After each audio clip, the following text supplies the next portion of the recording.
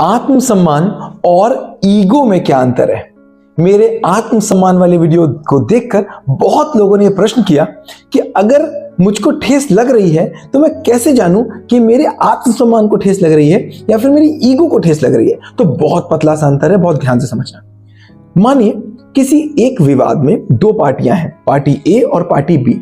आप पार्टी ए के साथ गए पार्टी बी से उस विवाद पर बात करने के लिए, और आप पार्टी ए का पक्षधर हैं वहां पर और पार्टी बी सामने बैठी हुई है, आप बात कर रहे हैं। अब देखिए आत्मसम्मान क्या है और ईगो क्या है। आत्मसम्मान में आप सम्मान करते हैं किसका? आत्म का।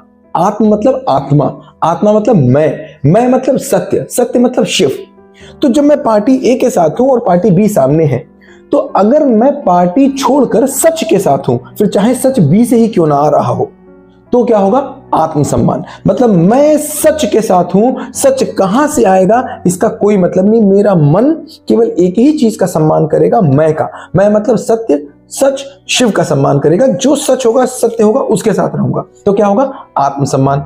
और वहीं ईगो क्या होगा? नहीं, क्योंकि मैं एक ही तरफ से आया हूं, इसलिए जो ए कहेगा, मतलब जो मैं मानूंगा वही सच है।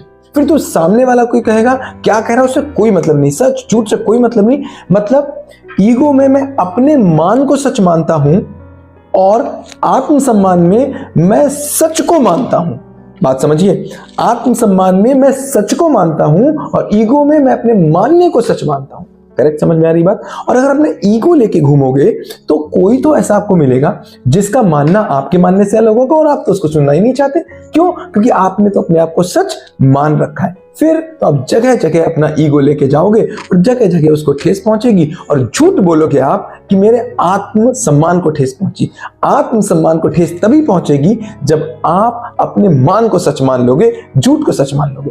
आत्मसम्मान कब होगा? जब आप सत्य के साथ रहेंगे। वो सत्य कहीं से आए, वो बगल के बच्चे से आ जाए, किसी बड़े से आ जाए, कल्लू चाचा से आ जाए, मल्लू मामा से आ जाए, कहीं से आ जाए, कोई फर्क नहीं पड़ता वो कहां से आ रहा है। मैं हूं सच के साथ, मैं किसी पार्टी नहीं हूं, ए या बी की पार्टी।